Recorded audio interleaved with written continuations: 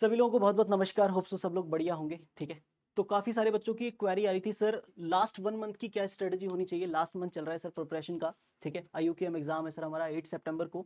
तो sir last month की strategy हमारी क्या होनी चाहिए, बेस्ट स्ट्रेटजी क्या होनी चाहिए जिससे कि हम एक अच्छा स्कोर कर सकें IUKM 2024 में। और लेट से अगर कोई बच्चा ऐसा है जिसने अभी फर्स्ट टाइम ही प्रिपरेशन शुरू की है, महीने या 2 महीने पहले ही प्रिपरेशन करना स्टार्ट किया है, तो अगर उसका ये क्वेश्चन है कि सर मुझे कैसे मैं अपने 10 मार्क्स की कट ऑफ क्लियर करूं, है ना, तो इसके लिए मेरी क्या लास्ट मंथ की स्ट्रेटजी होनी चाहिए, ये कुछ क्वेश्चंस बच्चों के आ रहे थे। ठीक है, तो उन्हीं क्वेश्चंस को आज हम क्या करते हैं, डिस्कस करते हैं। तो यार देखो, सबसे सबसे पहली चीज ये है कि आपको ये समझना है कि लास्ट मंथ मंथ में क्या डूज है और क्या डोंट्स है ना, क्या करना है और क्या नहीं करना है ना। ठीक है ना, ठीक है ना, क्या करना चाहिए और क्या नहीं करना चाहिए ना। देखो यार, सबसे पहली चीज ये है कि लास्ट मंथ अगर प्रिपरेशन का चल रहा है ना, मतलब आपने पिछले 3 महीने से, 4 महीने से, 6 महीने से, कुछ बच्चों ने पिछले 1 साल से, कुछ बच्चों ने पिछले 2 साल से लगातार प्रिपरेशन करी है, सर मैं लास्ट मंथ में क्या करूं। तो यार जो फर्स्ट टाइमर्स हैं उनके लिए मैं एक बार बोलूंगा कि आप लोग प्लीज वेट करिए। जो पुराने बच्चे हैं मेरे, जो काफी टाइम से प्रिपरेशन कर रहे हैं, उनके लिए पहली बात कि यार अगर आपने नंबर थ्योरी, एल्जेब्रा, कॉम्बिनेटोरिक्स, ठीक है, नंबर थ्योरी, एल्जेब्रा, कॉम्बी और ज्योमेट्री, ये सारे टॉपिक्स अगर आपने कर रखे हैं, ठीक है ना, तो आप लोग क्या करिए, आप लोग थोड़े PYQ सॉल्व करिए। ठीक है ना, और सिली मिस्टेक्स को अवॉइड करने की ज्यादा से ज्यादा कोशिश करिए। ट्राई करिए कि सिली मिस्टेक्स जो आपसे हो जाती हैं जनरली क्वेश्चंस को सॉल्व करते वक्त, वो सिली मिस्टेक्स आप अवॉइड कर पाएं जितना हो सके उतना। ठीक है, मतलब प्रॉब्लम सॉल्विंग स्किल्स को इंप्रूव करना है। ठीक है, यानी सिली मिस्टेक्स को अवॉइड करने की कोशिश करनी है ना। जो आपसे मिस्टेक्स होती हैं जिनकी वजह से पूरा क्वेश्चन सॉल्व किया है लेकिन मार्क्स चले जा रहे हैं, वो चीज़ें ना हो, पहली बात। सेकंड पॉइंट, आप क्या कर सकते हैं, किस चीज़ की प्रैक्टिस कर सकते हैं, आप टाइम मैनेजमेंट की प्रैक्टिस कर सकते हैं। टाइम मैनेजमेंट की प्रैक्टिस कैसे करें सर, टाइम मैनेजमेंट क्या होता है सर। तो बेटा टाइम मैनेजमेंट बेसिकली क्या है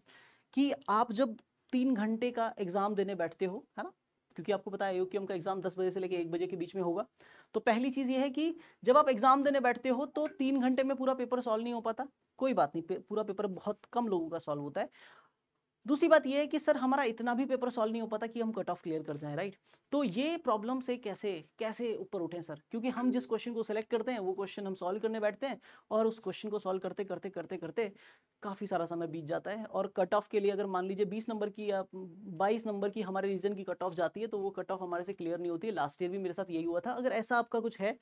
तो मैं आपको बोलूंगा यार, टाइम मैनेजमेंट की कहीं ना कहीं दिक्कत है, और टाइम मैनेजमेंट को कैसे सही किया जा सकता है, तो जितना जितना पॉसिबल हो सके उतने ज़्यादा से ज़्यादा आपको मॉक टेस्ट देने हैं। ठीक है, अब एक बच्चा बोलेगा कि सर मैं मॉक टेस्ट कहाँ से दूं, सर मेरे पास मॉक टेस्ट देने के लिए क्या जरिया है। तो मैं आपको बताऊंगा यार, देखो हमारा फिजिक्स वाला का प्री डिपार्चर कैंप चल रहा है अभी, है ना, IUKM प्री डिपार्चर कैंप। ठीक है, और उसका गूगल फॉर्म में आपको लिंक अवेलेबल है, इसी वीडियो की डिस्क्रिप्शन में आप जाकर के गूगल फॉर्म से लिंक भर सकते हैं। और आप वो गूगल फॉर्म जब भरेंगे तो आपको क्या मिलेगा, इन रिटर्न आपको प्री डिपार्चर कैंप जो हमारा यहाँ पे चल रहा है, जिसमें कुछ बच्चा ऑफलाइन भी है, कुछ बच्चा ऑनलाइन भी है, उसका आपको रिकॉर्डेड बैच का एक्सेस मिलेगा। साथ ही साथ आप मॉक टेस्ट में भी अपीयर हो सकते हैं, अगर आपकी आपकी डिटेल्स, है ना, जो आप अपना जो गूगल फॉर्म भरेंगे उसमें जो आप डिटेल्स फिल करेंगे उसके माध्यम से हम आपको मॉक टेस्ट भी प्रोवाइड कर देंगे और आपको रिकॉर्डेड लेक्चर्स का एक्सेस भी प्रोवाइड कर देंगे। तो क्या करना है आपको, PW का प्री डिपार्चर कैंप का आपको गूगल फॉर्म का लिंक, है ना, क्लिक करना है और उसे लिंक फिल करना है उस फॉर्म को। ठीक है, और वहां से आपको क्या मिलेगा, बहुत सारे मॉक टेस्ट का एक्सेस मिल जाएगा। जब आप बहुत सारे मॉक टेस्ट दोगे ना बेटा, तो वहां से आपकी जो सिली मिस्टेक्स जिन क्वेश्चंस में हो रही हैं, जिन क्वेश्चन को आप सॉल्व कर रहे हो और उसमें आगे जाके गड़बड़ हो जा रही है, या फिर क्वेश्चन आपको मिला, आपने देखा 2 मार्कर का क्वेश्चन है, 20 मिनट में भी सॉल्व नहीं हो रहा, तो 2 मार्क के क्वेश्चन पे 20 मिनट अगर आप दे रहे हो और वो सॉल्व फिर भी नहीं हो रहा है, तो फिर वो कोई मतलब वाली बात नहीं है। टाइम मैनेजमेंट की जरूरत है ना। पहले क्या करना है, पहले आपको ये ट्राई करना है कि मुझे टाइम मैनेज करना आ जाए सर, एटलीस्ट मैं जो आसान आसान क्वेश्चन पेपर में से सेलेक्ट करूं, वो क्वेश्चन करने के लिए मैं समय निकाल पाऊं, राइट। थर्ड थिंग क्या है, जितने ज्यादा से ज्यादा आप मॉक टेस्ट देंगे उतने ज्यादा से ज्यादा आप बेसिकली पेपर के अंदर, है ना, सर्च ऑफ इजी क्वेश्चंस, है ना, सर्च ऑफ इजी क्वेश्चंस, ये वाला एक वो पॉइंट है जो आई थिंक काफी सारे बच्चों ने लास्ट ईयर मिस किया, राइट। काफी सारे बच्चे जिन्होंने लास्ट ईयर IUKM 2023 क्रैक करने के जो बहुत पास खड़े थे बिल्कुल कि हाँ इनका क्रैक हो ही जाएगा, उन्होंने बहुत ज़रा से ये जो IUCAM 2023 मिस किया है, उन बच्चों को ये बात समझ में बहुत अच्छे से आएगी कि सर्च ऑफ इजी क्वेश्चन कितना इंपॉर्टेंट है ना। तो जितने ज़्यादा से ज़्यादा आप मॉक टेस्ट देंगे, आपको पता लगेगा कि कैसे पेपर में ढूंढा जाता है आसान सवाल जिसको हमें अटेम्प्ट करना चाहिए सबसे पहले, ताकि हम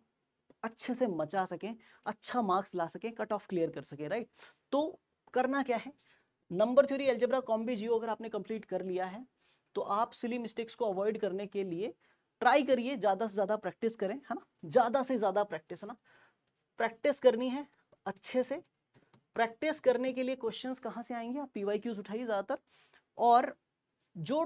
टाइम मैनेजमेंट है वो आपको मॉक टेस्ट जितना ज़्यादा अपीयर करेंगे आप, वहाँ से आपको टाइम मैनेजमेंट मिलेगा, आपकी सिली मिस्टेक कहाँ कहाँ हो रही है उसको सही करने के आपको बेसिकली हिंट मिलेंगे कि यार ये सिली मिस्टेक हुई है। इस बार एग्जाम में मैंने 5 मार्कर क्वेश्चन अटैम्प्ट किया, स्टार्टिंग में मैंने 5 मार्कर क्वेश्चन से ही उठाया करने के लिए, मैंने सोचा कि यार 5-5 नंबर के क्वेश्चन कर लेता हूँ, 10 क्वेश्चन हैं उनमें से अगर 6 भी बन गए तो मेरे 30 नंबर आ गए, बहुत बढ़िया है, कोई दिक्कत नहीं है, लास्ट में टाइम बचेगा तो 2 मार्कर 3 मार्कर कर लूंगा। लेकिन इनिशियली क्या हुआ, 5 मार्कर मैंने जो पहला क्वेश्चन उठाया वही क्वेश्चन ऐसा निकल गया कि वो बना ही नहीं, है ना,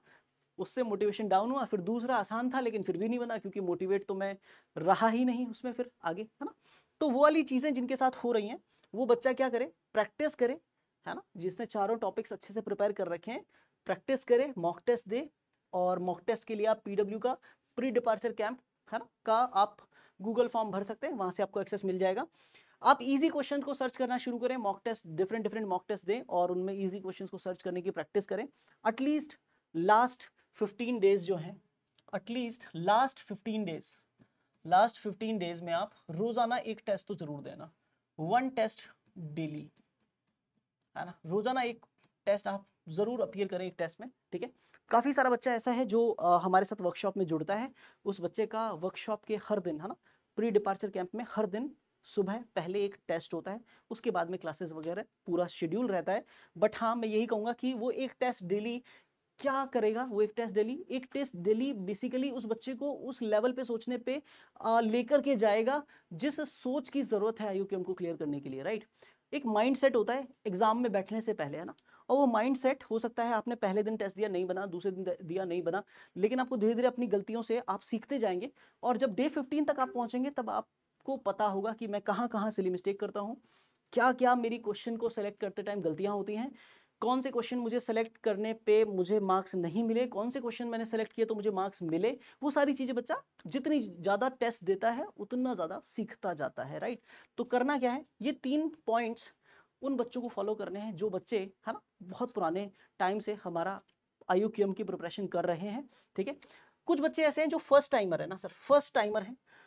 टाइमर है सर, और हमने अभी 2 या 3 महीने पहले ही पढ़ाई शुरू की है IUCAM के लिए। तो यार फर्स्ट टाइमर्स के लिए मैं आपको यही बोलूंगा भाई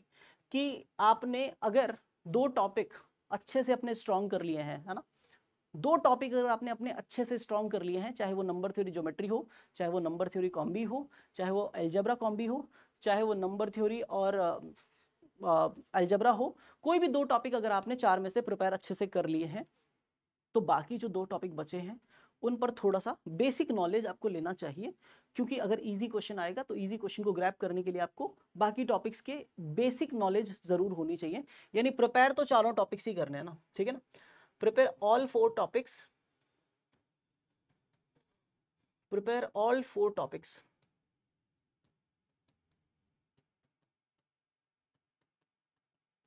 है ना, एटलीस्ट एट बेसिक लेवल, है ना, बेसिक लेवल तक तो चारों टॉपिक्स को आपको प्रिपेयर करना ही करना है ना।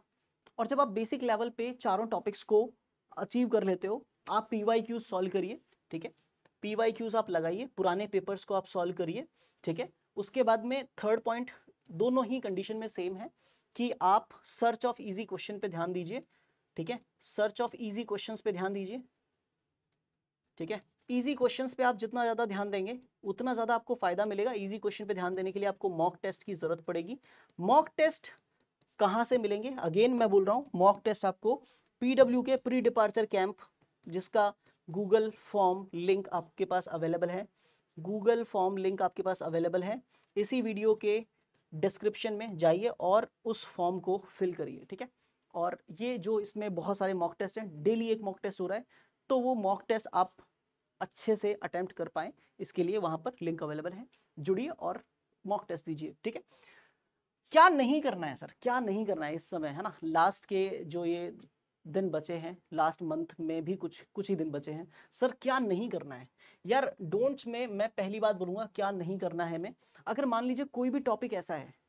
जो आपने बिल्कुल नहीं पढ़ा है ना, ये मैं सभी बच्चों के लिए बोल रहा हूँ, मान लीजिए number theory, algebra, combi, geometry, इनमें से कोई एक टॉपिक ऐसा है जो आपने बिल्कुल नहीं पढ़ा है अभी तक, है ना, उसके बारे में आपको बिल्कुल आइडिया नहीं है, आपने बिल्कुल नहीं पढ़ा है, आपने पिछले 3 महीने से ही प्रिपरेशन स्टार्ट की थी, आपने नंबर थ्योरी, ज्योमेट्री और अलजेब्रा ही कंप्लीट कर पाए आपने कॉम्बी बिल्कुल नहीं पढ़ी है, तो मैं आपको बोलूँगा यार बेसिक लेवल पे आप कॉम्बी प्रिपेयर करिए, लेकिन उसको कंप्लीट करने मत जाइए ना, ठीक है ना। आप ये मत सोचिए कि लास्ट के 15 दिन है, मैं 15 दिन में कॉम्बिनेटोरिक्स पूरा प्रिपेयर कर लूँ, ठीक है ना। तो किसी एक टॉपिक को, है ना, आपने पढ़ लिया है 3 टॉपिक्स को अच्छे से, अभी उन टॉपिक्स के एप्लीकेशंस, उन टॉपिक्स पे प्रैक्टिस बाकी है ना, तो प्रैक्टिस पहले करिए, ठीक है ना। अगर आपके पास में लेट्स से आपके पास में ये टास्क हैं, 4 टास्क हैं आपके पास में, ठीक है ना, और इन 4 टास्क में से ये आपने 70% कर लिया है, ये आपने 70% कर लिया है, ये आपने 60% कर लिया है, तो मैं आपको बिल्कुल नहीं बोलूंगा कि आप इसको स्टार्ट करिए जीरो से, ठीक है ना। इसको जीरो से स्टार्ट करने के बजाय पहले आप इन दोनों को या इन तीनों को कंप्लीट करिए ना, इन तीनों टॉपिक्स को आप अच्छे से प्रिपेयर करिए। जब ये आप तीनों टॉपिक्स प्रिपेयर अच्छे से कर लें, उन पे अच्छी खासी प्रैक्टिस आप कर लें, अपनी स्ट्रॉन्ग जोन में इन तीनों टॉपिक्स को ले आएं, उसके बाद अगर आपको लगता है समय बचा है तो इसको बेसिक लेवल पे प्रिपेयर करें, राइट। बेसिक लेवल पे इसको प्रिपेयर करना है, लेकिन इसको कंप्लीट करने की तरफ अगर आप जा रहे हैं कि चारों ही टॉपिक आते भी हैं और नहीं भी आते, है ना। जैसे मैंने इंटरव्यू में एक बच्चे से क्वेश्चन पूछा, मैंने कहा बेटा आपने कौन कौन से टॉपिक प्रिपेयर किए, उसने अपने टॉपिक्स बताए। फिर मैंने जब क्वेश्चन पूछा तो उसने बोला कि सर मैंने नंबर थ्योरी पढ़ा तो है, बट उसमें सर ये रिमाइंडर वाला कंसेप्ट नहीं पढ़ा।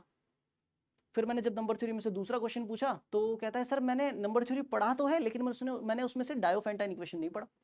तो यार ये वाली चीज़ नहीं होनी चाहिए। आपने कोई एक टॉपिक प्रिपेयर किया है तो उसमें कहीं से भी क्वेश्चन आए, चाहे वो डिवाइजर से आए, जीसीडी एलसीएम से आए, चाहे वो डायोफेंटाइन इक्वेशन से आए, चाहे वो आप रिमाइंडर कंसेप्ट से आए, चाहे वो किसी भी थ्योरम्स पे बेस्ड आए, या किसी भी तरीके के और डिजिट्स पे बेस्ड क्वेश्चन आए, डिविजिबिलिटी पे बेस्ड क्वेश्चन आए, आपने अगर नंबर थ्योरी पूरा किया है आपसे क्वेश्चन बनना चाहिए, और बनेगा, कोई बड़ी बात नहीं है। टफ क्वेश्चन आएगा, लेकिन अगर आप उसको थोड़ा टाइम देंगे तो डेफिनेटली क्वेश्चन बन जाएगा। इतना भी कोई भारी भरकम सवाल मैं नहीं बोलूँगा कि आता है। IUCAM लेवल पे बहुत ज़्यादा टफ लेवल की उम्मीद आप लोगों को होगी, डेफिनेटली होगी, लेकिन आप ये मान के चलिए कोई टॉपिक अगर आप बहुत अच्छे से पढ़ के जा रहे हैं